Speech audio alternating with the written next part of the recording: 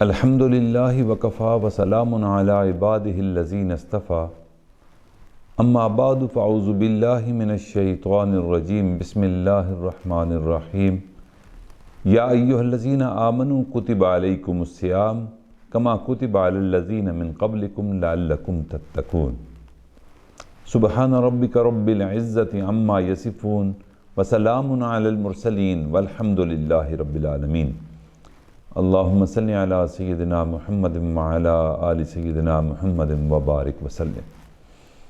اسلام ایک دین فطرت ہے اور اس کا مکمل ایک ضابطۂ حیات ہے۔ اس میں ایک عبادات کا شعبہ ہے اور ان عبادات میں نماز ہے، روزہ ہے، حج ہے، زکوٰۃ ہے۔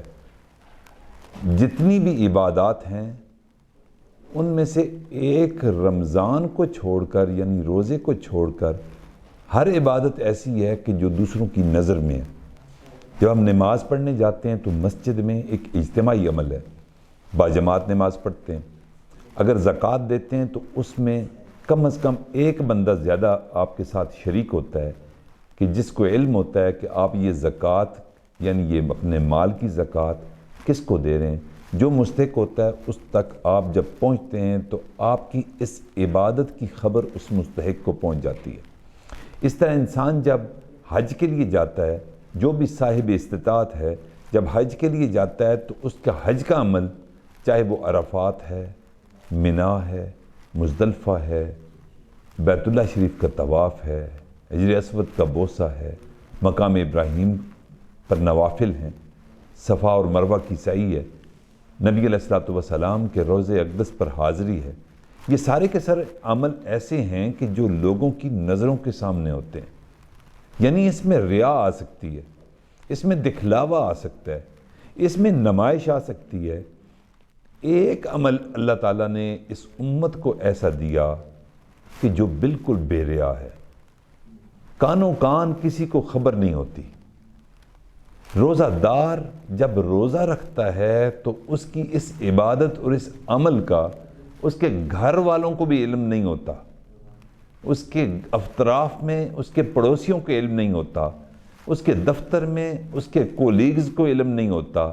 یعنی ایسا عمل ہے کہ جو بالکل بے ریا ہے، یا خالق کو پتہ ہے یا مخلوق کو پتہ ہے کہ جو روزہ دار ہے۔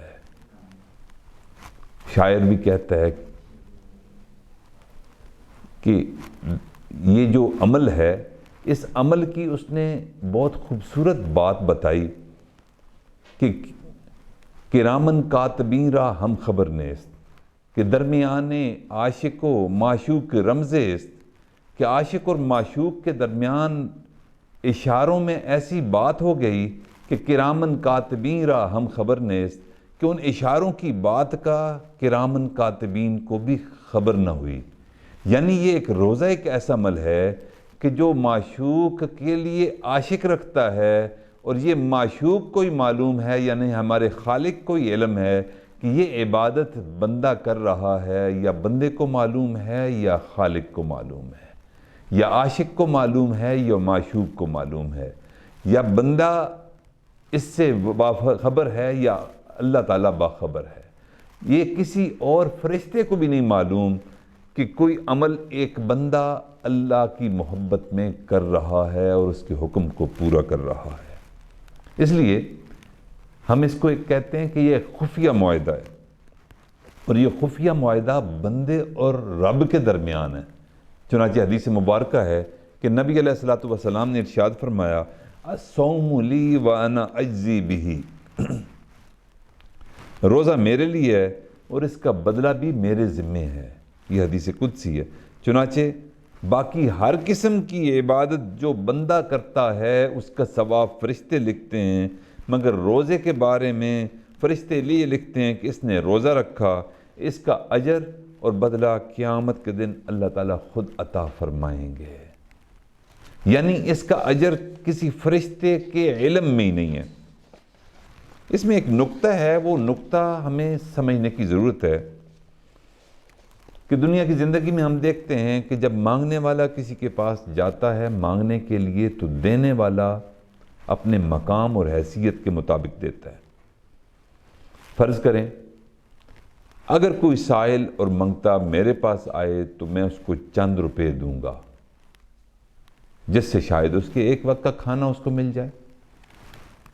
اگر وہ کسی اور بڑے آدمی، امیر آدمی کے پاس جائے تو اسے چند روپے دیتے ہوئے امیر آدمی کو شرم محسوس ہوگی، وہ چند روپے نہیں دے گا بلکہ 1000 روپے سے اوپر ہی رقم اس کو دے گا، یعنی اپنی حیثیت کے مطابق دے گا۔ اگر وہی منگتا اور وہی فقیر سعودی عرب کے بادشاہ سے جا کر مانگے تو 1000 بھی دیتے ہوئے شرمائے گا، وہ اسے 1,00,000 روپے دے گا، بلکہ ہم نے تو یہ سنا ہے کہ وہ ہاں تو کروڑوں چلتے ہیں، اس سے کم پر تو بات ہی نہیں ہوتی۔ تو جب اللہ تعالیٰ نے خود یہ کہہ دیا کہ روزہ میرے لیے ہے اور میں ہی اس کا بدلہ دوں گا، تو فرشتوں کو اجر لکھنے سے بھی منع کر دیا۔ اب جب بندہ اللہ کے حضور روز قیامت پیش ہوگا تو اللہ تعالیٰ اپنی شان کے مطابق بندے کو اجر عطا فرمائیں گے اور بعض محدثین فرماتے ہیں کہ حدیث پاک میں یہ الفاظ تو یہی ہیں مگر اعراب میں تھوڑا سا فرق ہے۔ وہ فرماتے ہیں کہ حدیث پاک میں ہے کہ الصوم لی وانا اجزا بہ، کہ روزہ میرے لیے ہے اور میں خود ہی اس کا بدلہ ہوں، یعنی اللہ تعالیٰ روزے کے بدلے روزہ دار کو روز قیامت اپنا دیدار عطا فرمائیں گے۔ یعنی یہ ایک ایسی نعمت ہے کہ جس کے آگے جنت کے خزانے، جنت کی نعمتیں بھی ہیچ ہیں کہ اللہ تعالیٰ روزہ دار کو اپنا دیدار عطا فرمائیں گے۔ حدیث پاک میں یہ ایک روایت آئی ہے کہ علیک بالصوم فإنہ لا مثل لہ، کہ تمہارے اوپر روزہ فرض کیا گیا اور اس کی کوئی مثال نہیں ہے۔ لہذا روزے کے بارے میں ایک دو باتیں ہمیں مزید ذہن نشین کر لینی چاہیے۔ ایک تو یہ کہ یہ ایک بے مثال عبادت ہے، اور دوسری یہ بے ریا عبادت ہے۔ باقی ہر عبادت ایسی ہے کہ جس میں ریا ہوتی ہے، لیکن واحد روزہ ایسا ہے کہ اس میں ریا کوئی نہیں۔ آپ پوچھیں گے کہ وہ کیسے؟ وہ اس طرح کہ روزہ دار آدمی جب وضو کر رہا ہوتا ہے نماز کے لیے، اور وضو کے دوران وہ کلی کے لیے منہ میں پانی ڈالتا ہے، اب اگر وہ آدھا پانی اندر لے جائے اور آدھا باہر نکال دے تو کسی کو کیا پتہ چلے گا؟ پیاس ہونے کے باوجود جب وہ منہ میں گئے ہوئے پانی کو نکال باہر پھینکتا ہے تو اس کا یہ مطلب ہوتا ہے کہ وہ اللہ رب العزت کے لیے روزہ رکھ رہا ہوتا ہے، اور اللہ تعالیٰ کو معلوم ہے دلوں کے بھیدوں کا، اور بندے کو بھی معلوم ہے کہ جس کے لیے میں رکھ رہا ہوں اگر اس کے علم میں ہے تو مجھے دنیا کی کوئی پرواہ نہیں، میں اللہ کا عاشق ہوں اور اللہ کے لیے روزے رکھتا ہوں۔ اس لیے علماء نے فرمایا کہ یہ ایک بے ریا عبادت ہے۔ واقعی دنیا کی ہر عبادت جو شریعت میں ہمیں بتائی گئی اس دنیا کی زندگی میں، اس میں ریا آ سکتا ہے، لیکن روزے میں کوئی ریا نہیں۔ ایک اور حدیث مبارکہ ہے، آقا صلی اللہ علیہ وسلم نے ارشاد فرمایا کہ الصوم جنہ، کہ روزہ ڈھال ہے۔ یہ ڈھال شیلڈ آقا نے فرمائی ہے۔ تو یہ شیلڈ کیا ہے؟ علماء نے اس بات کو کھولا ہے، فرماتے ہیں کہ پہلی شیلڈ، پہلی ڈھال نفس اور شیطان کے خلاف ہے۔ لہذا جس انسان کو خواہشات نفسی تنگ کرے، روزہ اس کے لیے تیر بہدف علاج ہے۔ جو بندہ بھی خواہش نفس کو، اپنے نفس کی خواہشات کو کنٹرول کرنا چاہے، وساوس شیطانیہ کے آگے وہ سپر نہ ڈالنا چاہے، تو اس کو چاہیے کہ وہ ذرا بھوکا رہ کر دیکھے۔ پھر دیکھیں گے کہ جب بھوکا رہ کر دیکھے گا تو پھر سارا جوانی کا نشہ بھی ہرن ہو جائے گا، اور اللہ تعالیٰ کے ہاں ایک عبادت کا ثواب بھی ملے گا۔ روزہ ڈھال ہے۔ اب یہ ڈھال کس قسم کی ہے؟ وہ دوسری ڈھال یہ ہے کہ جو بندہ بھی دنیاوی مصائب، مصیبتوں اور پریشانیوں میں مبتلا ہو، حالات کے اندر وہ پھنس گیا ہو، رزق کے معاملہ ہو، اولاد کی نافرمانی ہو، پڑوسیوں کے ساتھ معاملات ہوں، خاندان کے ساتھ معاملات ہوں، کسی بھی معاملے میں وہ پریشان ہو، وہ روزہ رکھ کر دیکھ لے، اللہ تعالیٰ اس کی اس پریشانی کے آگے روزے کو ڈھال بنا دیں گے۔ یعنی دنیا کی کوئی پریشانی بھی، کوئی مصیبت بھی، کوئی ابتلا بھی اس کے آگے بہترین ڈھال روزہ ہے۔ اور تیسرا، قیامت کے دن جب دوزخ کا عذاب جہنمی کو ملنے لگے گا تو روز معاشر جب بندہ اپنے آپ کو قریب تھا کہ جہنم میں اس کو پھینک دیا جاتا، روزہ ڈھال بھر کر سامنے آئے گا اور اللہ تعالیٰ کے حضور یہ شفاعت کرے گا کہ دنیا کی زندگی میں اس کو بہت مواقع آئے، اس کے گھر میں ہر نعمت تھی، ریفریجریٹر بھرا ہوا تھا، انواع و اقسام کی انعامات اور نعمتوں سے وہ بھرا ہوا تھا، مختلف قسم کے مشروبات اس میں موجود تھے، ٹھنڈے تھے، لیکن کریم پروردگار اس نے صرف آپ کو راضی کرنے کے لیے روزہ رکھا، اور گھر میں جب کوئی بھی نہیں تھا اس وقت بھی اس نے اپنے آپ کو آپ کی محبت میں بھوک اور پیاس کو کاٹا ہے۔ یوں روزہ ڈھال بن کر اللہ کے حضور شفاعت فرمائیں گے، اور اللہ تعالیٰ اس روزے کی شفاعت کو قبول فرما کر عاصی بندوں کو جنت میں روانہ کر دیں گے۔ اور واقعی دنیا میں شفاعت کبریٰ حضور نبی کریم صلی اللہ علیہ وسلم کی ہے، اس سے بڑی کوئی شفاعت نہیں۔ اور ہم گناہ گاروں کو پاس تو نام اعمال میں کوئی چیز بھی نہیں، ہم تہی دست ہیں، خالی ہاتھ ہیں، ٹوٹی پھوٹی عبادتوں کے علاوہ ہمارے پاس کچھ بھی نہیں۔ ہمیں اگر نبی علیہ السلام کی شفاعت کا ہمارے آگے ایک ڈھال ہے کہ آقا ہمارے حق میں شفاعت فرمائیں گے، اور پھر آقا کی ایک حدیث مبارکہ ہے، فرمایا الصیام والقرآن یشفعان للعبد یوم القیامہ، روزہ قیامت کے دن اللہ رب العزت کے سامنے یہ شفاعت کرے گا کہ اے اللہ اس بندے کو اپنی رضا عطا فرما دیجئے، اور ساتھ فرمایا قرآن مجید بھی شفاعت کرے گا کہ اے اللہ یہ بندہ میری تلاوت کیا کرتا تھا، اس لیے اسے عذاب قبر سے، اس کو عذاب قبر سے اسے عذاب جہنم سے بچا دیجئے اور اس کو جنت عطا فرما دیجئے۔ میرے بھائیو، یہ وہ نعمت ہے کہ جو نبی علیہ السلام کی شفاعت کے بعد قرآن کی شفاعت ہے۔